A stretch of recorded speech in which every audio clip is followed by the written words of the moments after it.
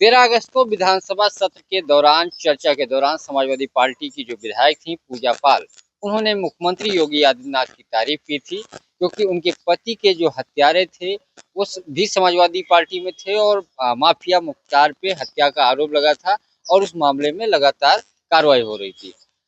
Mafia Mukhtar की एक police हिरासत में मौत हो जाती है, जिसको लेकर के पूजा पाल जब संबोधन करती हैं तो उन्होंने मुख्यमंत्री को धन्यवाद किया कि मेरे पति के जो हत्यारे थे उनका जो न्याय था उस न्याय को दिलाया गया। उनकी पति के हत्यारों को भी मुख्यमंत्री ने बख्शा नहीं और एक तरीके से मिट्टी में मिला दिया। दूसरे दिन समाजवादी पार्टी के राष्ट्रीय अध्यक्ष अखिलेश यादव उनको पार्टी से बाहर कर देते हैं और ये लिखते हैं कि आपको बार बार ये कहा गया कि पार्टी के लाइन पे बोलना है, अनुशासनहीनता नहीं करना है, लेकिन उसके बावजूद आप लगातार बोल रहे थे, इस नाते पार्टी से निष्कासित किया गया था। मामला 2024 का है, जब राज्यसभा चुनाव हो रहे थे तब भी पूजा पाल ने बागी होकर वोट दिया था, जिसमें समाजवादी पार्टी के 7 विधायक राकेश प्रताप, राकेश पांडे, अभय सिंह, मनोज पांडे, विनोद चतुर्वेदी, ऐसे कई सारे नाम। लेकिन पूजा पाल पे कार्रवाई उस वक्त नहीं की गई। उसके हालांकि थोड़े दिन के बाद मनोज पांडे, अभय सिंह को पार्टी से निष्कासित किया गया, इसके साथ राकेश सिंह को।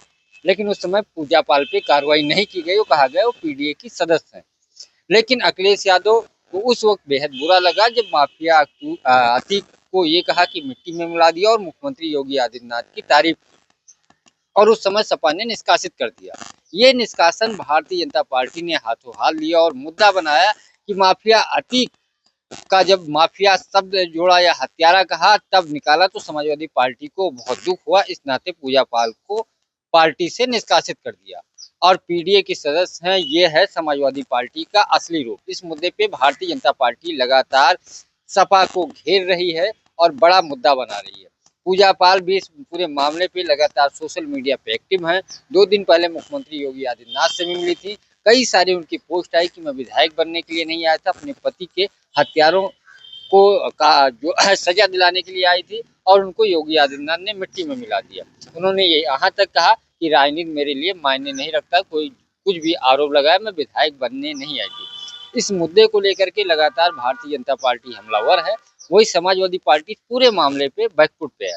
हालांकि सपा लगातार इस मामले को ये कह रही है कि पार्टी की अनुशासनहीनता बरत रही थी, कई सारे मुद्दों का उदाहरण दे रही है, लेकिन इस मामले पे सपा जो है घिरती नजर आ रही। उसका ये कारण एक तो अतीक अहमद का जो नाम लिया वो एक मुद्दा बना, और जब समाजवादी पार्टी को कार्रवाई करनी चाहिए, जब बागी हुई राज्यसभा में वोटिंग किया खिलाफ जाकर के, तब निष्कासित नहीं किया।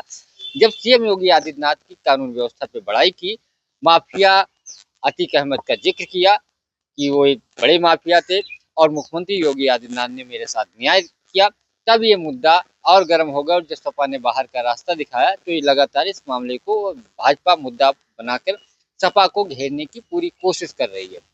हालांकि सपा इस पूरे मामले पे बचाव कर रही है, लेकिन एक तरीके से पूजा पाल के जरिए बीजेपी पीडीए की एक कार्ड ढूंढ रही है और पूजा पाल को हर मोर्चे पे आगे कर रही है। पूजा पाल इतना सोशल मीडिया पे एक्टिव नहीं थी, लेकिन निष्कासन के बाद लगातार एक्टिव है, मीडिया पे बयान दे रहे हैं। चर्चा तो यहाँ तक सोशल मीडिया पे है कि पाल समाज का बीजेपी सरकार में यानी उत्तर प्रदेश सरकार में कोई मंत्री नहीं है। अब चूंकि पूजा पाल पार्टी से निष्कासित हो गई है, एक तरीके से स्वतंत्र हो गई है, तो उनको योगी सरकार में मंत्री पद या अन्य कोई जिम्मेदारी भी दी जा सकती है और एक महिला और ओबीसी का एक बड़ा चेहरा सामने खड़ा किया जा सकता है सपा के, क्योंकि सपा के ही विधायक हैं और उससे कई सारे निशाने बीजेपी साधने की कोशिश कर सकती है। पंकज चतुर्वेदी, टीवी 9, लखनऊ।